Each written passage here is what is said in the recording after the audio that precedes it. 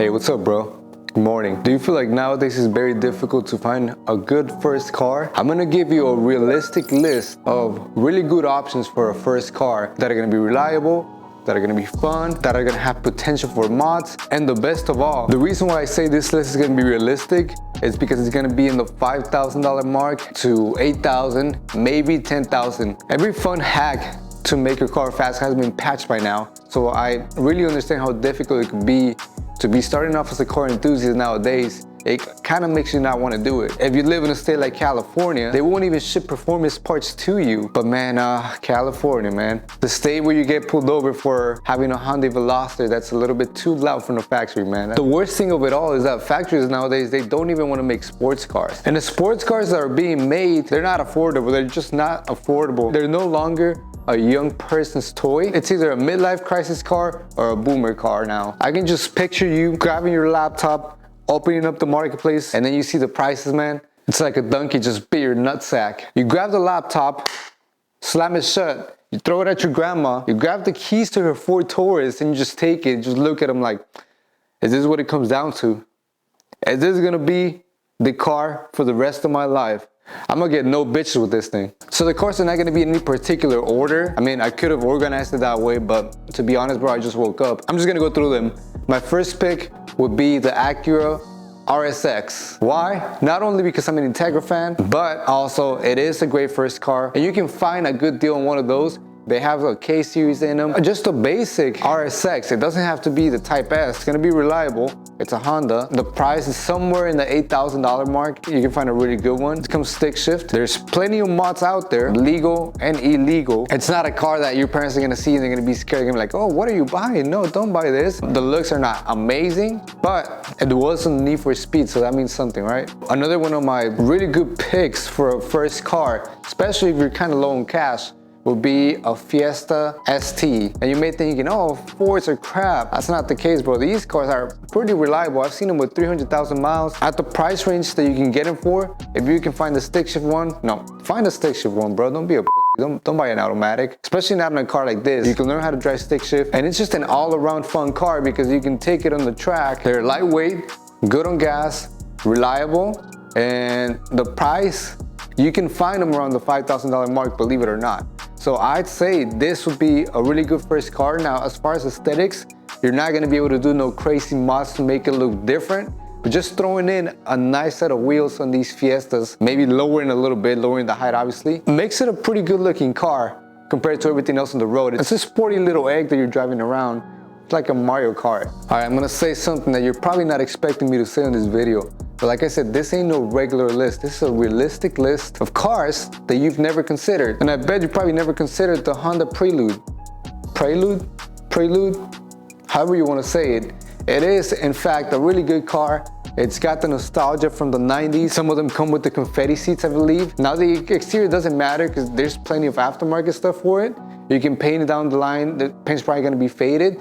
But at the starting point, these can start off somewhere at the $3,000 mark, and it's got the H22, so it's got a good amount of torque, believe it or not. There are cars that, in my opinion, they look pretty good. There should be more of them out in the road. I've never owned one personally, but I definitely want to add it to the list and give it a try. I know a lot of the people around you might hate on the car, but that's because they're entry-level car enthusiasts. They're not elite enthusiasts like you watching the video, like us here in the channel. Consider the Honda Prelude, pretty good price. It is reliable. I know a lot of parts are gonna wear out, like the alternator, maybe a battery here and there, belts. So just common maintenance, may have an oil leak that you can fix. But this is a pretty good car that you can get so that you can start getting your hands-on training, getting some wrenching done, getting some XP. And I know some of the cars that I'm gonna be saying, people are gonna tell you, oh, that's not a reliable car. That car is shit. When I mean reliable, I mean better than the RX-7, better than a Subaru. I mean, that's not, hasn't give you much confidence, does it? So now with reliability out of the window, out of the way, have you ever considered the Eclipse? Mitsubishi Eclipse. These cars are all-wheel drive, ton of potential. They look good as hell. They remind me of a baby little Supra. These are cars that, for it to be a project, it would be an excellent car. I wouldn't necessarily recommend it for a daily driver, but let's say if you have an old Camry and you want to get a car to start a project, Eclipses are a good option. Now, I haven't seen the market on one of these lately, but I'm guessing it'd be somewhere in the $8,000 mark. That's what I would guess. At least one that would need maybe a little bit of work that you can do to it. I know back in my day, these used to go for $2,000. I think the 95 to 2000 Integras would be a great option for a first car. Now, nowadays they're overpriced. Probably you can find one for in the $8,000 mark, which 8,000 for an Integra may not be a good option, but if you can find one for the 5,000, maybe a little bit less, it'd be a great car. Because even if it does need major work, doing any sort of repairs in this car is actually pretty easy, bro. You can handle it. I believe in you. The first mods you're gonna do to this car are gonna be to keep it from getting stolen. So what's with all these Japanese cars, man? Let's get some American cars in here. So I'll tell you really quick, a good option, if you have a chunk of money that you saved up and you wanna get something spicy, I'd recommend the C4 Corvette. Why? Because you can find them for $5,000, maybe a little bit under. They are gonna need some work. There's not that much aftermarket support to make them look better, but doesn't matter because they already look freaking great. I can see you driving one of those Corvettes, man. Join the family. Some of the things on these cars you may not be able to do yourself, so you gotta find a good reputable shop in your city that's able to work on those cars, because basic maintenance you can handle, other stuff, not so much. But it is an option. C4 Corvette. Yeah, don't ever expect me to pronounce Corvette right, man. Talk to me when you speak multiple languages. Another American car that I wouldn't say is reliable, but is definitely a good project, would be either getting something like a Fox body or a F body. So the F body is gonna be those long Camaros, those long Firebirds. The Fox body is just that 90s Mustang, the hatchback. You can scoop that up for a good price, do some work to it, get it on the road. With those cars, you can do some drifting, you can do some drag racing, you can make them to show cars, you can restore them. It's a great first car as a project. But actually, let's go back to a car that you can actually daily drive, and that's gonna be a Focus ST. Yeah, we're back to the Fords. Now the Fiesta is a tiny little thing, compressed about this big. You can probably squeeze it and bite it. But the Focus RS, it's a little bit bigger, a little bit chunkier, thicker. Focus RS, no, you can't afford an RS, bro. Not if you're watching my videos. Focus ST, if you get the Focus ST, it comes with a stick shift, manual transmission. Manual, there's no way around it, you gotta get it. It comes with a nice set of wheels, it comes with nice colors, they got a little spoiler, it looks really sporty, the interior is pretty modern and comfortable. Your parents will actually really like that car if you decide to get it, because these cars you can still find them for the $8,000 mark. I've seen some of them for $5,000, but they're kind of a little bit high mileage. Another car that would be a good daily driver, that it may not be as reliable because things are gonna be old, they're gonna be broken, and that's gonna be one of those big body Lexus. Lexus. You like the LS400, the big body ones? You can definitely find one from somebody's grandparents, and you can buy it. You can do like a VIP and get some curtains going on, get the whiskey bottle in the middle, make it nice and comfortable. Definitely be a comfortable commuter car. You can put some nice 12-inch subs in the back. You can be slapping the slappers, and in my opinion, I think it's a pretty good car. You know, with Lexus and Toyotas, you can't go wrong. Especially if you find one that's been well maintained. If you like trucks, maybe something like a S10. These S10s, I haven't seen the price on them because I'm not usually looking for trucks, but I'm guessing they're probably in the $8,000 mark. If you buy it as it is, they can just restore it and then maybe down the line put a different engine in it, a spicy engine, redo the whole suspension. Another option for you, bro, will be a Miata. You look like a Miata guy, my guy. Stop lying to yourself. Everybody inside, deep inside, we're Miata people. I actually had a Miata. You remember the Miata I had? The blue one with the turbo on it? Now these cars are not gonna be reliable most of the time.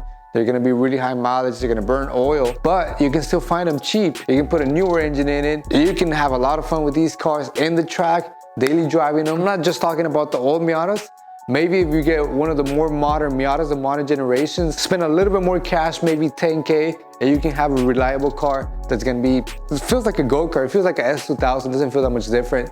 And I tell you because I've driven those cars. Well, I haven't talked about any European cars, so let's talk about some European cars. To be honest, I don't think they're reliable. I don't think they're a good first car, because when shit breaks, it's gonna be pretty expensive to fix it. You're probably not gonna be able to do it yourself.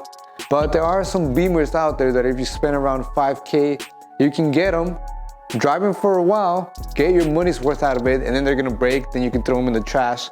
Like the BMW, the 5 Series, like a 540. I think those cars look freaking cool. If it has like the M package wheels on them. These cars are comfortable. I wouldn't say they're luxurious, but they're European cars. They got a special feeling when you get in the interior You smell the leather. And some of them come stick shift. So if you can find one of those 5 Series, hoon around with them a little bit, but yeah, throw them away later. Talking about unreliable cars, I think this is gonna be my last one that we're gonna be closing up with this. If you're a classic muscle car guy, like I've been my life, I mean, I've gone through a couple of them, but the ones that I think are still somewhat affordable will be some of the smaller body muscle cars. So something like your Chevy Nova, something like your Maverick, or a Duster. Now these cars, you can find them for $5,000, but they're not gonna run. And if they are gonna run, there's not gonna have any interior in it. It's gonna be a resto project, but you can still find the Nova, like a 73 Nova. Yeah, it's not like the 72, the cool looking body. But you're gonna be Dominic Toretto in a few years once you restore the car, man. You're gonna get a lot of XP from working on these cars. These are cars that are pretty cool that your parents are gonna approve because you're gonna be like, okay, there's gonna be a classic car in the family. It's gonna be worth some money in the future because they are, so you can tell them that. If you wanna get into the classic cars, that's how you start. You start with one of the, I guess, less desirable cars. Nowadays, they're more desirable because you can't afford any of the other ones. Classic cars, you can't go wrong with them, especially not if you're a Toretto at heart. But before we take off, bro, I'm gonna give you one last piece of advice. If you wanna be a smart car enthusiast, you buy like an '06 Corolla, because that's just never gonna break on you. It's gonna be good on gas, reliable, insurance is gonna be super cheap, all of the above is gonna check off the list. The most reliable car that I've seen. So here's the plan. You get that car, and then when you start making the real money, you delay the gratification, and then you actually get a nice car. You're gonna be the guy with that GR86, a Type R, because you were riding around with the Corolla for a while. That's what I think, bro. Yeah, drop some comments so that other people that maybe they didn't find these cars interesting, they may read the comments and they see other potential options, and maybe that's the car that they end up getting because of you commenting down below. Let's give a little bit of guidance to the new coming car enthusiast. You tell me if this video was useful. I hope that it was. I think that it was, man. But I guess we'll see you next week.